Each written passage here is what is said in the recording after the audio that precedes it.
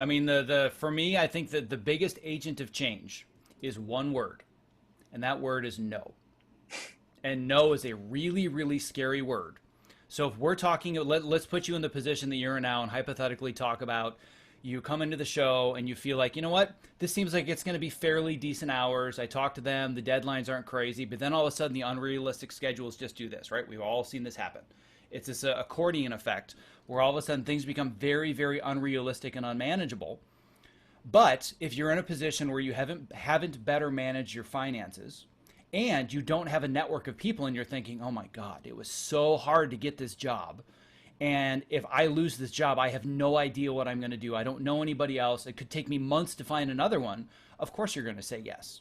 But if you put yourself in a position where financially, you know, if you have no other choice, you can walk, and you've also built a network of professionals that you can leave and say the next day, you know what, I'm going to reach out to these 10 different people, and hopefully in the next few weeks I can get on a show. It is so much easier for you to have the confidence to say, no, I am not going to meet your unrealistic deadlines and expectations.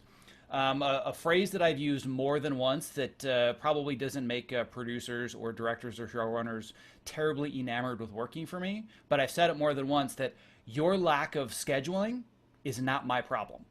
That is your problem. So if these deadlines are unmeetable, you need to fix something because I'm not going to sacrifice myself for your unrealistic deadline.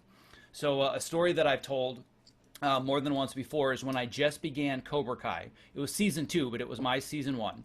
And it was maybe the first week or two they had brought on basically the entire post-production department. They had done an overhaul and it was all new people. And the producer that was running the department, she had sent us the calendar for the season. And it wasn't even her calendar. It was more the studio kind of putting together a preliminary calendar based on the shooting schedule. We were all trying to figure it out. And she came in and we talked about the calendar, and I just set the record straight right there, knowing that if what I had said wasn't going to come off well, I probably wasn't on the right show. And I said, listen, I got your calendar. This is what I have to say. As long as you understand that I'm not going to be able to meet a single one of your delivery deadlines, then you and I are going to get along just fine. If you expect that these are meetable, then I'm on the wrong show because these expectations are not meetable. And P.S., I'm actually pretty good at what I do, and I can't hit any of your deadlines. And she kind of laughs, and she's like, yeah, I know. Calendar needs a lot of work. We'll figure it out as we go along. And I thought, all right, we're good.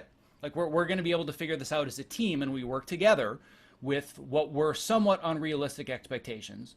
But if I just said, oh, yep, I'll do my best. I'll make sure that I meet all of these, and I sacrifice myself without telling anybody, and I do unpaid nights and weekends because I don't want to look bad. I don't want to be the difficult one. But instead, I just said, no, I can't meet these expectations. Not because I'm not good at what I do, not because I'm poor at time management. I'm very good at what I do, and I'm excellent at time management. I can't do this. So let's figure out another way. And that set the course for the culture of the show for the next 2 seasons. That's great. I think that's a great example. And saying no, like you said, it sounds simple. It's hard to do. And simple, not easy.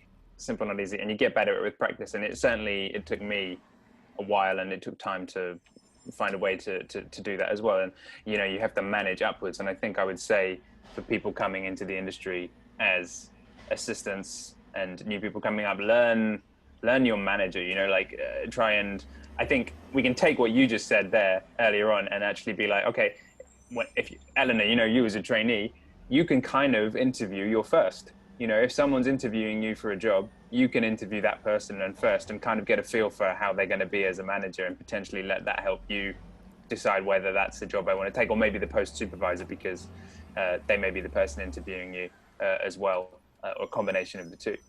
And that's something that we can all take away, unless we really need the job, of course. And in that case, refer to earlier points about financial management and so on and so on. Exactly. And one thing that I want to add to that too is that you need to learn how to frame saying no in the right way. This is another communication skill that, especially amongst introverts and editors, like, communication skills are not our strong suit. If it were, we probably wouldn't spend our lives in small dark rooms by ourselves. But the really important communication skill is reframing. So if it's a matter of, no, I'm not going to meet your expectations, these are dumb, obviously that's not going to work. However, the way that I frame it is, I want to be able to give you the best show I possibly can. You are not setting me up to be able to do that.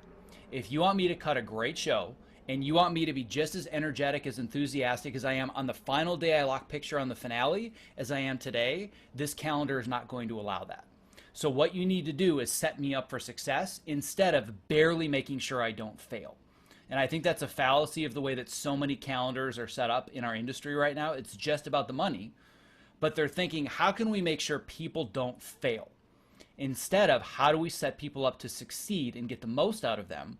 And because the business and the work culture is not set up that way, I have to do it myself. But I'll say to the showrunners, listen, you guys want to work late, that's fine. But I'm going to come in tomorrow and I will have mortgaged hours of creativity to get in these extra 2 hours tonight. So it's actually a net loss. So why don't we just call it a night, start fresh tomorrow, and we're going to end up being further ahead by the end of the week anyway. And when you reframe it as, I'm doing this for the sake of the show and for the sake of all of us, as opposed to, well, I just don't want to do this, this is dumb. That's one way to be able to soften the blow of saying no, is always reframing it around other people's needs. And in relation to all of this, I think, the key thing here is that maybe this pandemic has given us all time to just actually stop and think about this stuff. Because when you're just going from show to show, it's a lot of reactive kind of living and a lot of reactive thinking, and you're just getting by day to day and you're just getting by show to show, and you don't always have the time to really step back and kind of think about this stuff. And I'm hoping that this webinar and all these webinars and just the time, everyone can put on the brakes a little bit and think about this stuff, and kind of we can all revamp ourselves as we go back to work and think about things we want to start slowly trying to change.